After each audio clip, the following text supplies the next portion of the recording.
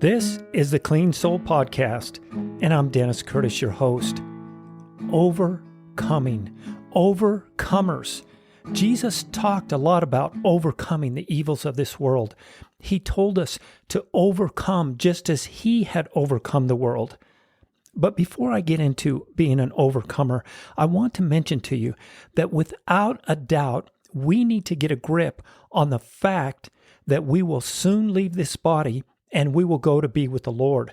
In fact, that is our hope. I've just gone through the parting of a family member, and it was completely unexpected. It's been hard for me to wrap my emotions around this departing, but it's been a good test of where my trust really lies. Do I trust God in the eternal, or do I just trust Him here and now? Sure, there's a time of mourning. I've been through mourning. My family members have been through mourning, and mourning is a good thing. We have to go through it. We have to give up. But 1 Thessalonians 4:13 and 14, brothers and sisters, we do not want you to be uninformed about those who sleep in death, so that you will not grieve like the rest of mankind who has no hope. For we believe that Jesus died and rose again, and so we believe that God will bring with Jesus those who have fallen asleep in Him. You know, Jesus and also Paul use the word sleep instead of death. For example, when Jesus was about to raise the little girl from the dead, all the mourners were in the room mourning and making loud mourning noises. And Jesus told him, hey, quit this because she is asleep. Now, everybody laughed at him because they knew that she was dead. Her spirit was out of her body. But Jesus knew that she was alive and that He was going to bring her back. She was only asleep. Or Lazarus, when the apostles talked about going back to help Lazarus, Jesus told him that he was asleep. The apostles said, hey, if he's asleep, let him sleep because he's going to get better. But Jesus was talking about his death and finally had to tell his apostles, Lazarus is dead. 2 Corinthians 5:1 through 10 teaches us that when we live, we are in the tent of this body. We are away from the presence of the Lord. And when we are away from the tent, then we are in the presence, the very place where God lives. Philippians 1:22 through 24. Paul is speaking. If I am to go on living in the body, this will mean fruitful labor for me. Yet, what shall I choose? I don't know. I am torn between the two.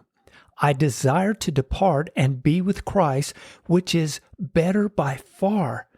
But it is more necessary for you that I remain in the body.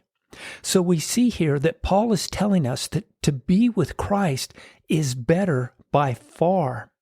Remember the thief that was hanging on the cross next to Jesus. He finally submitted himself to Christ, and he said, remember me, Jesus, when you come into your kingdom. And Jesus told him, you will be with me in paradise today. So those who pass into eternity are with the Lord. They're in a paradise, an amazing place, peace, beauty, love, the life of God flowing through us, and God's very person and His presence right there in front of us. So we shouldn't mourn like the world does. We do mourn for our loss, and then we get over it because those who have passed on in the Lord are in a good place, and we're right behind them. James 4:14 says, why, you do not even know what will happen tomorrow. What is your life? You are a mist that appears for a little while and then vanishes. You know, when I think about that, when I was a little boy, I used to think, I'll never die. I had so much life in me at the time, and I never thought I would die. Well, in a way, I never will die because I'll just leave this body and go to be with God. I've listened to many people on YouTube and a few different programs who have died and entered into the spiritual realm, went to be with God or saw Jesus or angels. There is a spiritual world after this one. And that leads into my topic. What are we to do now? In the meantime, we are to overcome the patterns of this world, overcome the lies that Satan has so blatantly and powerfully laid out in front of us that are different from the ways of God. Let me read Mark 13, 5 through 13. Jesus said to them, "Watch out that no one deceives you, for many will come in my name, claiming, 'I am he,' and will deceive many. When you hear of wars and rumors of wars, do not be alarmed. Such things must happen, but the end is still to come. Nation will rise against nation and kingdom against kingdom. There will be earthquakes in various places and famines. These are the beginning of birth pains. You must be on your guard. You will be handed over to the local councils and flogged in the synagogues. On account of me, you will stand before governors and kings as witnesses to them. And the gospel must first be preached to all nations. Whenever you are arrested or brought to trial, do not worry beforehand about what you will say. Just say whatever is given you at that time, for it is not you speaking, but the Holy Spirit. Brother will betray brother to death, and a father his children. Children will rebel against their parents and have them put to death. Even everyone will hate you because of me, but the one who stands firm to the end will be saved." So what do we have here? First of all, Jesus is telling us in the end times there's going to be trouble. We have, first of all, religious deception. We have so many different religions now, all of them claiming to be the truth and the way to God. I remember a guy telling me many years ago, I was trying to tell him to stay with his wife, and he was kind of broken at the time because they were separating. And I told him, Jesus is the way, and you have to follow Jesus. And he said, I believe there's many ways to God. And that is deception. You have Muslims and Buddhists and Hindus. You have all kinds of religions, Mormons, Jehovah's Witnesses, Christian Scientists. You have spiritualists. You have so many different ones. All of this is religious deception. Jesus told us, I am the way, the truth, and the life, and no man comes to the Father except through me. No one has shed precious, divine blood for the forgiveness of sin except Jesus. So next we have all types of wars and rumors of wars. Then disasters, famines, earthquakes, and then Christian persecution arises. Now, Christian persecution's been going on for a long time, but it is rising. There is more persecution today than there ever has been. If you look in the last 200 years, you'll see the persecution arise quite a bit. Family destruction is the next warning that Jesus gives us. God made the family unit. Father, mother, children. This is a fantastic unit of people that work together, live together, love each other. It's an amazing thing. And Satan hates the family, so he wants to destroy the family. And he is working hard at that all over the world. There's many places people don't even believe in marriage anymore.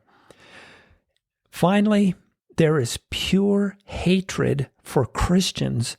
Jesus warns us here in Mark, because they hate Jesus, because Jesus lives in us, they're going to hate us also.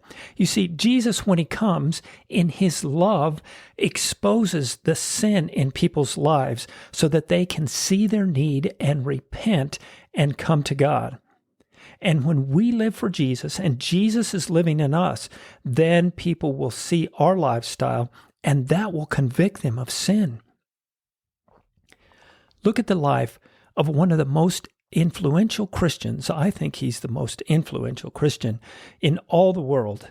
2 Corinthians 11:23 through 27. This is Paul the Apostle, and he is speaking there to the Corinthians. He says, talking about other apostles and other prophets, he says, "Are they servants of Christ? I'm out of my mind to be talking like this. I am more. I have worked much harder, been in prison more frequently, been flogged more severely. I've been exposed to death again and again.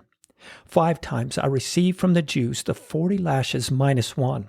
3 times I was beaten with rods. Once I was pelted with stones. 3 times I was shipwrecked. I spent a night and a day in the open sea. I have been constantly on the move. I have been in danger of rivers, in danger of bandits, in danger from my fellow Jews, in danger from Gentiles, in danger in the city, in danger in the country, in danger at sea, and in danger from false believers. I have labored and toiled and have often gone without sleep. I have been hungry and thirsty and have gone without food. I have been cold and naked." Listen to the problems that Paul went through, this great Christian man. Why do I say all of this? 2 reasons. We as Americans up to this point have lived in freedom to love God and serve God openly. For hundreds of years, we've been able to do this because of the sacrifices of many men and women who have sought after God and taught their children the ways of God. And that has passed on from generation to generation. But as we, a rebellious country now, the United States of America, as we rebel against the commandments of God and tear down everything that God has built in our nation, we hate our neighbors, we sacrifice our children in more ways than one, we push God aside, all of his commandments, we do not pay attention to him.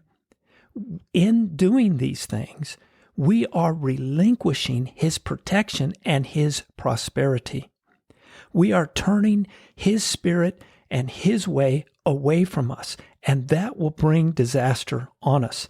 Now, I don't say this as a fearmonger, but I'm telling you that it is important that we as individuals overcome the evils of this world, even when our whole country and the whole North America is turning away from God. It is our responsibility as an individual to follow after Christ. He'll always have a remnant, a cutout people for himself, even when the world is, going to hell in a handbasket. Romans 12:1 and 2. Therefore, I urge you, brothers and sisters, in view of God's mercy, to offer your bodies as living sacrifices, holy and pleasing to God. This is your true and proper worship. Do not conform to the pattern of this world, but be transformed by the renewing of your mind. Then you will be able to test and approve what God's will is, his good, pleasing, and perfect will. Boy, this verse sums it up for me. One of my favorite verses. We are to live in such a way, crucified to the flesh, and Christ living in us, a living sacrifice. This is what God is desiring from us. Not to conform to the patterns of this world, but be transformed by the renewing of our mind. And the only way our mind is going to be renewed is by our time, intimate time in Bible reading, Bible study, in fellowship with other believers, and worship of God. Psalms 91. I don't know if you've read this lately, but it is a tremendous chapter of promises. I just love this psalm, and I speak it out loud many times. I've actually memorized it and speak it out of memory before the Lord with my hands open, raised up, palms up to him as I pray this psalm. But there's a stipulation here, those who dwell in the secret place of the Most High, those who trust him, that is when the promises are going to bloom. is when we trust, when we spend time in that secret place with Him. Even when we're in distressing times, we come to Him and surrender to Him. That's when the promises of God bloom in our life. There's many places in the Bible, and there's many promises that God has given to us. But there's a need for us to know the promises and to receive those promises. There's kind of a cost here that we trust and we rely on God in order for those promises to come and bloom in our lives. In the book of Revelation, Jesus confronts sin in the churches, especially in the first few chapters where He talks to the churches. He lays out their sin and the problems in their churches, and He lays out the possible punishment. He also tells them and praises them for the good things that they're doing. But He tells the churches that they must hear what He is saying, believe Him, and act on that belief to overcome the world, to overcome Satan and all of his forces and all of the lies that he puts out. The word overcome here can also be translated as conquer. We are to conquer. And the Greek word is nikao. The Greek meaning here is to be the victor, to conquer, to win over this world and the evil that is trying to suck us in and destroy our life and destroy our relationship with the Lord. Remember the importance of worship, Bible reading, Bible study, and going to a good church. Very important. Many of the churches that are in the United States today are not in really good shape. So we have to take it upon ourselves to make sure that we are doing what God wants us to do. I remember when my wife and I moved to Brechin, Scotland, back in the 90s. I wanted to integrate with the Christians there in Scotland. And so we went to the First Baptist Church in Brechin. It was a very large church, and at one time it must have been a glorious place. But as we went into that sanctuary, I can remember it now, walking in there, the sanctuary is very large with pews. The roof was beginning to cave in. There was dust everywhere. It was dark and damp. And I thought, oh my goodness, what has happened here? And then the pastor came out and he said, hey, we're back here. So we walked back there. There was only 3 or 4 believers in there praying. And me and my wife went in with our kids. That church was completely dilapidated. It was like a mockery in my mind to the goodness of God. I watched just recently an article on CBN about the churches being repurposed in Ireland and how the church was no longer a part of the Irish society. And it was such a sad thing to see. And the reason I'm saying this is because even if there's not a good church, it is our responsibility personally to stay integrated with the Lord, to be reading our Bible, to be praying for other people, to be worshiping the Lord. And find the best church you can and get in there and do, the work that you need to do in that church. But remember, it is our responsibility personally. And as we do this personally, and as we do it as a family, then we will make an impact on our neighbors and the gospel will spread through us. I'm going to tell you a little biblical secret now. Well, I can't really say it's a secret. It's just a truth. The unity of the church in a city or in a metro area is the key to God's presence and revival. See, many of the churches now, they don't work together. They actually work against each other. And because of differences of beliefs, I'm Presbyterian, I'm Lutheran, I'm Episcopal, I'm Catholic, I'm Protestant, I'm Pentecostal, whatever it is, they don't work together. And it is so important for there to be unity in the body, because Jesus talks about the church in the city being his church. And so we have different churches, but we should be in unity with each other. I have a good friend in Arkansas, and he's a prayer warrior and just a beloved brother. And his goal is to bring unity in his little community by going to all the churches and gathering together for a prayer meeting. This is a powerful move.